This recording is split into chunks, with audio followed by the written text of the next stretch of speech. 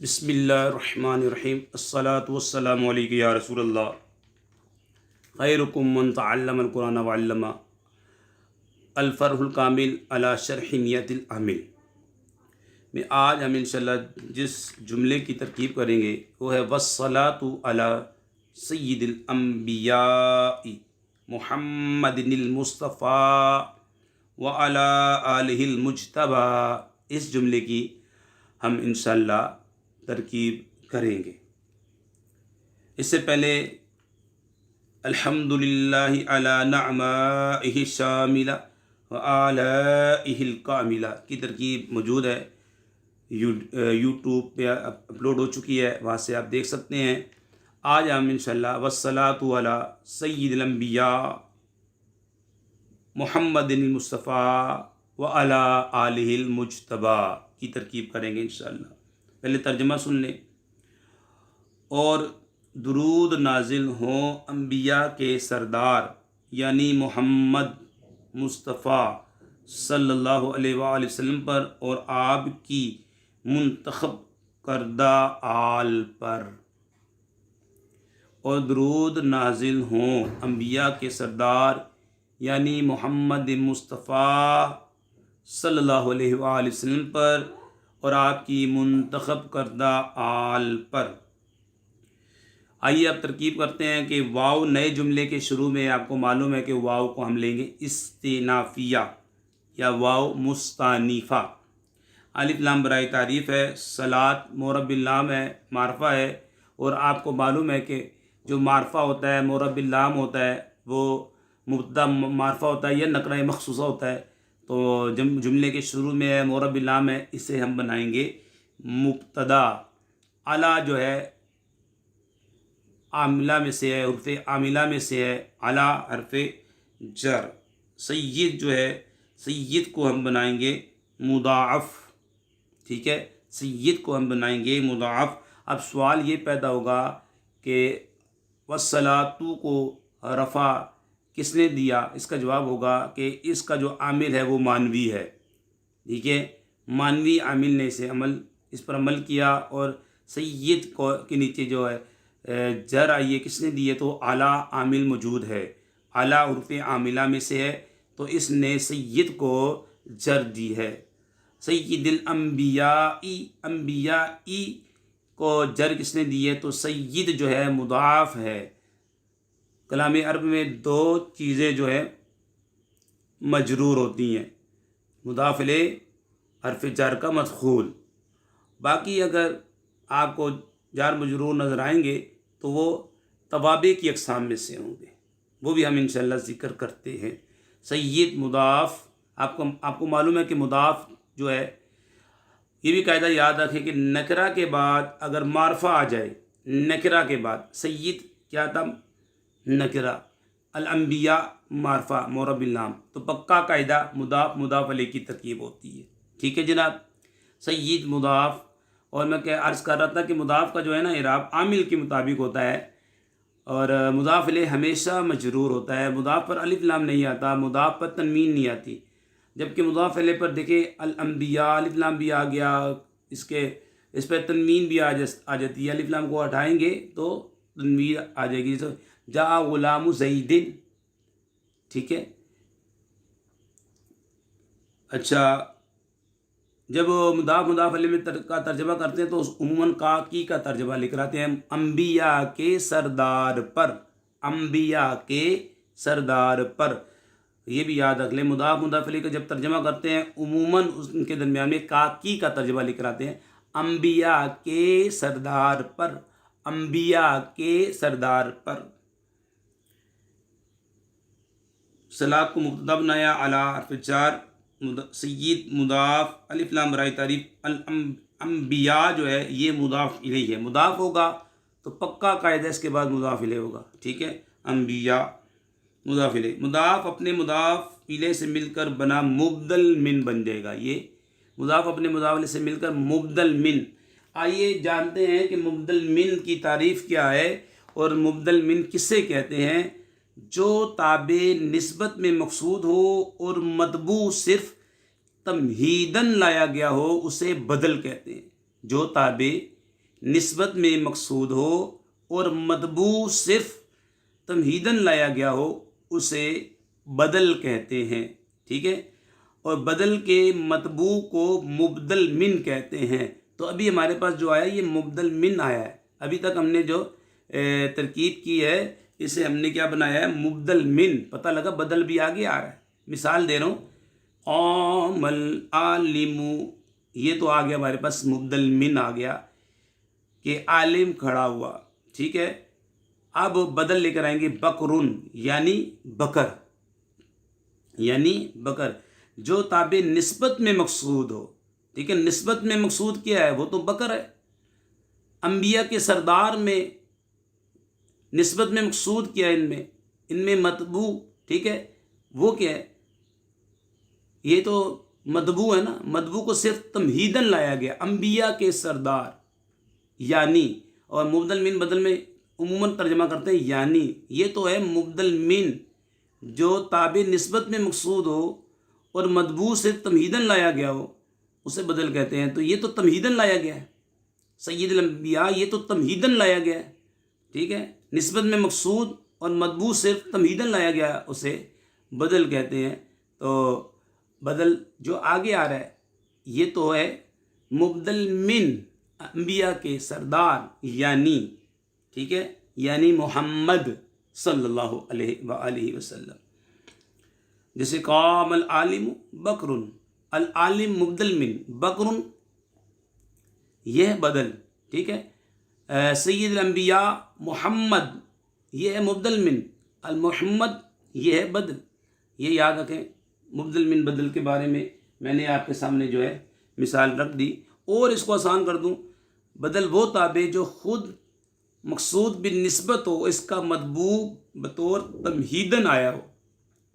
بدل وہ تابع جو خود مقصود بالنسبت ہو اور اس کا مطبوع بطور تمہیداً لایا گیا ہو، ٹھیک ہے۔ یہ تو مطبوع کو یہ تمہیداً لایا گیا ہے۔ جاء السلطان محمود، سلطان محمود آیا، اس میں آنے کی اصل نسبت محمود کی طرف ہے جو کہ بدل ہے، ٹھیک ہے۔ محمود یہ بدل ہے، اور سلطان تو محض تمہیداً لایا گیا ہے، ٹھیک ہے۔ مطبوع کو مبدل من اور تابع کو بدل کہتے ہیں۔ بدل کی 4 اقسام ہیں جی، بدل کل، بدل بعض، بدل اشتمال، بدل خلط۔ بدل کی 4 اقسام ہیں، بدل کل، بدل بعض، بدل اشتمال اور بدل خلط۔ سید سید الانبیاء، ٹھیک ہے جی۔ تو یہ آپ نے سید الانبیاء کو کیا بنایا؟ مبدل من بنا لیا۔ تو اس کے بعد ہم آگے کی ترکیب دیکھتے ہیں۔ آگے ہے محمد، یہ اس پہ رسالت ہے، میرے اور آپ کے محبوب صلی اللہ علیہ وآلہ وسلم کا پیارا پیارا نام ہے۔ یہ بنے گا موصوف۔ اب دیکھیں یہ قاعدے بھی یاد رکھیں کہ معرفہ کے بعد پھر معرفہ آ رہا ہے، تو اکثر یہاں پر موصوف صفت کی ترکیب ہوتی ہے۔ پہلے تو ہم نے مبدل من بنایا نا، لیکن اب دیکھیں معرفہ ہے محمد، یہ بھی معرفہ ہے، علم ہے محبوب علیہ السلام کا، معرفہ ہے۔ پھر المصطفیٰ، یہ بھی معرفہ ہے، الف لام آ رہا ہے۔ اب 2 معرفہ اکٹھے آ جائیں تو اکثر قاعدہ ہے کہ یہ موصوف صفت ہوتے ہیں۔ کیا ہوتے ہیں؟ موصوف صفت ہوتے ہیں۔ اب المصطفیٰ الف لام برائے تعریف ہے۔ مصطفیٰ کو دیکھتے ہیں تو صیغہ واحد مذکر، اسم مفعول، اس میں ہوا ضمیر مرفوع متصل مستتر راجع بسوئے موصوف، اس کا نائب الفاعل بنے گا۔ اچھا، اس میں مفعول اپنے نائب الفاعل سے مل کر شبہ جملہ اسمیہ ہوگا، صفت موصوف اپنی صفت سے مل کر یہ بدل، ٹھیک ہے، اور مبدل من اپنے بدل سے مل کر مجرور علی جار، حرف جار اپنے مجرور سے مل کر یہ بن گیا معطوف علیہ، کیونکہ آگے واو کھڑا ہے۔ واو کو بھی آپ نے دیکھنا ہے کہ واو یہاں پر معطوف اور معطوف علیہ کی بھی ترکیب ہو رہی ہے جناب جی۔ تو یہ بن جائے گا معطوف علیہ، کیونکہ پہلے معطوف علیہ ہوتا ہے، پھر حرف عطف آتا ہے، اس کے بعد معطوف آتا ہے۔ اب آپ نے عبارت کے اندر دیکھنا ہے کس کا تعلق کس کے ساتھ ہے۔ واو آ رہا ہے تو اس کا کوئی نہ کوئی تو مقصد ہے۔ واو سے پہلے جملہ معطوف علیہ، واو حرف عطف، ٹھیک ہے، پھر اس کے بعد ہے اعلی حرف جار، آل جو ہے آل یہ مضاف ہے۔ اور یہاں بھی قاعدہ یاد رکھیں کہ نکرہ کے بعد معرفہ آئے تو یہ پکا قاعدہ، یہ مضاف علیہ کی ترکیب ہوتی ہے کہ آل یہ نکرہ تھا، آل سے مراد اب آپ کو معلوم ہے، آل نکرہ ہے، اور یہ اس میں جمع ہے، اس سے مراد اہل بیت ہے یا خصوصاً حضور صلی اللہ علیہ وسلم کی اولاد مبارکہ یا ہر مومن متقی۔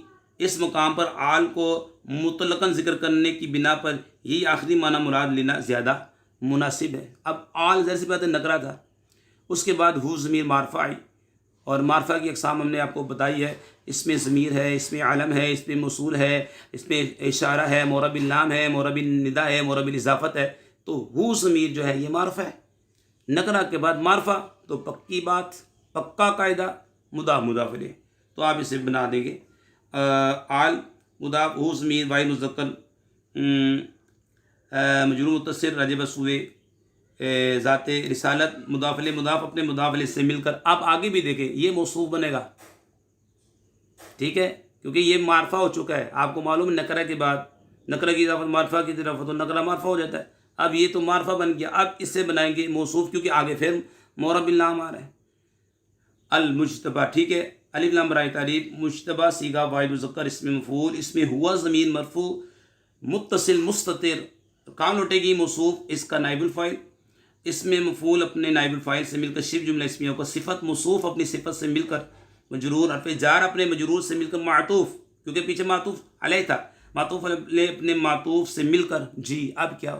نازلتن، ہم نے ترجمہ کیا تھا نازل ہوں، نازلتن مقدر کا ظرف مستقر۔ اب نازلتن کو لیں گے تو صیغہ واحد مونث اسم فاعل، اس میں یا ضمیر مرفوع متصل مستتر، کہاں لوٹے گی؟ مبتدا کی طرف لوٹے گی، اس کا فاعل، اس میں فاعل اپنے فاعل اور ظرف مستقر سے مل کر، شبہ جملہ اسمی خبر، مبتدا اپنی خبر سے مل کر، لفظاً جملہ اسمی خبریہ اور معنن جملہ اسمیہ انشائیہ ہوا۔ یہ آپ کی ترکیب مکمل ہوگی۔